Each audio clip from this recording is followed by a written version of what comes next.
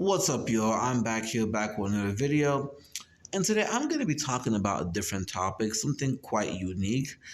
I'm going to be talking about the topic of South Africa and whether or not the United States, by 2050, 21,000 could potentially become what we see in South Africa today. Now, what inspired this video is that, as you guys well know, as a as a black man in America, right, I do tend to listen to right wing, alt right, white nationalists, quote unquote media to get an idea of what the quote unquote white demographic is thinking, or the quote unquote the anxieties they're facing. And one thing I've been hearing a lot recently for the past couple of years is this idea, this fear, especially amongst white conservatives, white nationalists, white, even some white liberals, is that there's this fear that because we are seeing the white birth rate, crash and slowly get smaller, because we are seeing the white population shrink, because we are seeing migration from South America, migration from the Middle East into Europe, right? And because we're seeing immigration from all across the world into quote-unquote Western countries, even in New Zealand and Australia, there seems to be this fear, especially when it comes to white nationalists, white conservatives, even some white liberals, that if white people were to ever become a minority, especially in the United States and in the West, that what we are seeing in South Africa could potentially happen to them here, right? In other words, there'll be vengeance, they'll be singled out, right? And one thing when I hear these quote unquote narratives, right? One thing they constantly bring up is Zimbabwe, right? Zimbabwe used to be Rhodesia. It was a white minority government. Then Mugabe and the ZANU-PF party led a revolution. They pushed them out. They took over power. They were backed by the Soviets and the Chinese. And Mugabe, once he took power, essentially took, he pushed the land reform, he pushed through land reform in which he took some of the land from the white Zimbabweans and gave it back to the black Zimbabweans, because the way they were able to obtain that land was through colonization. It was really through colonization to begin with.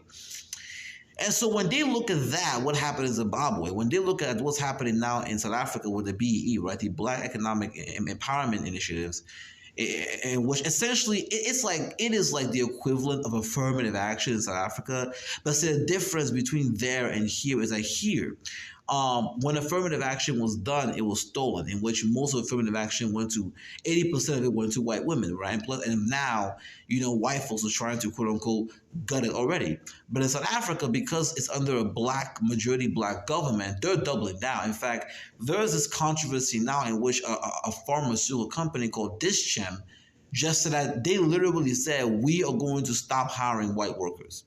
And it's become a controversy because many people think it's because of the BE programs. But what am I trying to say here?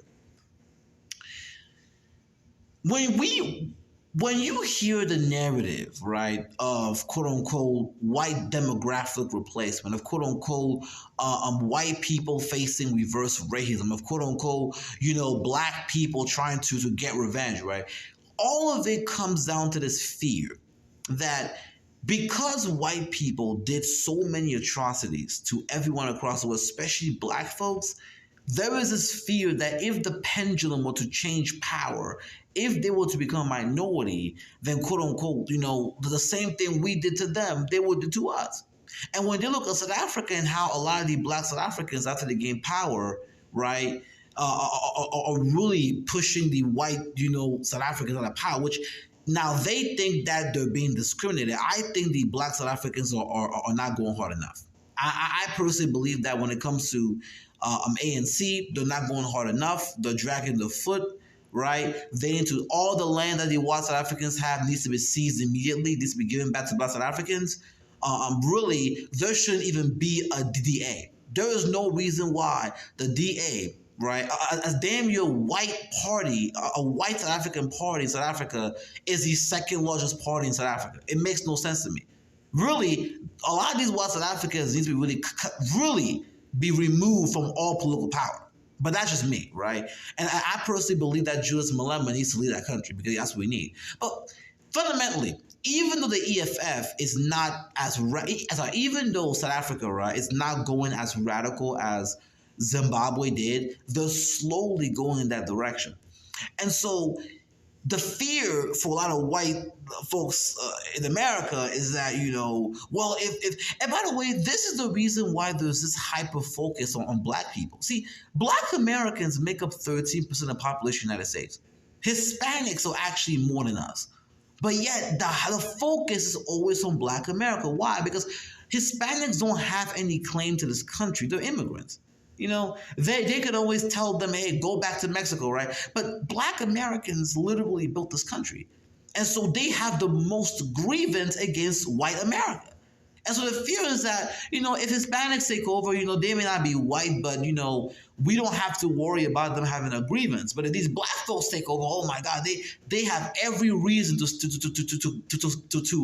these black Americans take over in power, they have every reason to cut our throats. And so that's why I'm going to give you an example. When you had the Buffalo shooting in New York, this white dude was running around gunning down black folks in a supermarket, talking about how black Americans are going to take over or trying to take over. I'm like, what? Black Americans are 13%. They're the second largest minority group. But yet they're the ones you target. It shows you this fear of revenge they have. But to answer the question, when it comes to these white nationalists, white conservatives, do I believe that America is going to become South Africa if white folks become minority? No. And the reason, because the difference between South Africa and America is very clear. In South Africa and Zimbabwe, right, the black population or the native population, right, they were not able to, quote unquote, erase the native population there like they were able to do in the United States. And so when they took power, right, they were always the majority. Black folks were always, black people in Zimbabwe were both the native population and the overall majority population. So when they took over, it was easy for them to, quote unquote, encircle white Zimbabweans. In South Africa, black South Africans were both the natives and the overall majority. So when they took power, right, when they would have free themselves, it was easy for them to, quote unquote, outnumber the, quote unquote, white South Africans. The problem is that in the United States, black Americans are a minority, right? 13%. In the United States, the native population was erased. And on top of that, in the United States, even if white America becomes a minority, they have essentially set up a situation in which they can still rule as a majority coalition. What does that mean? When you look at Hispanics, when you look at Asians, when you look at other immigrant groups, right? And I typically exclude black immigrants because even though black immigrants are immigrants, when they come to America, they're classified as Negroes. You become black. Yeah, you may be Nigerian, you became, yeah. Over here, you're a nigger. So, yeah. So I don't care if your name was Mustafa, they'll call you a nigger real quick and they'll put you in that corner. So black immigrants are a little bit different because when they come over here, they get the quote unquote nigger wake up call. But at the end of the day, look, all these other groups, Hispanics, Asians, immigrants, when they come to the United States, right, they are essentially given a buffer class status by the white society. Right? Meaning that you may not be classified as white, but you will have more privileges over the quote-unquote black America or the black population who are the underclass. And so what's probably going to happen is that even if white folks become minority, they're going to be able to create quote-unquote coalitions with Hispanics, with Asians, and still be able to have these, and still be able to project power as if they were a majority. If the majority of Hispanics side with white people, if the majority of Asians side with white people, if the majority of quote-unquote non-black immigrants side with white folks, even if they're a minority, they can still operate as a majority group. Because if all these other groups are going to operate as a proxy for them or as a buffer class for them, and they'll still be able to operate as a majority coalition. So no, I don't think America is going to become like South Africa. And the number one reason is because in the United States, the group of people that will undermine the most black Americans are still the very much minority, 13%. And every other group is now on the side.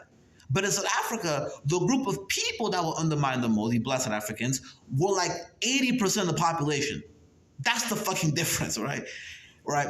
So what that means is, I'm gonna go into live it. But those are my thoughts as to, in regards to this issue. You guys comment down in the chat. Tell me what you guys know about this. And with that being said, I'll see you guys in the next video.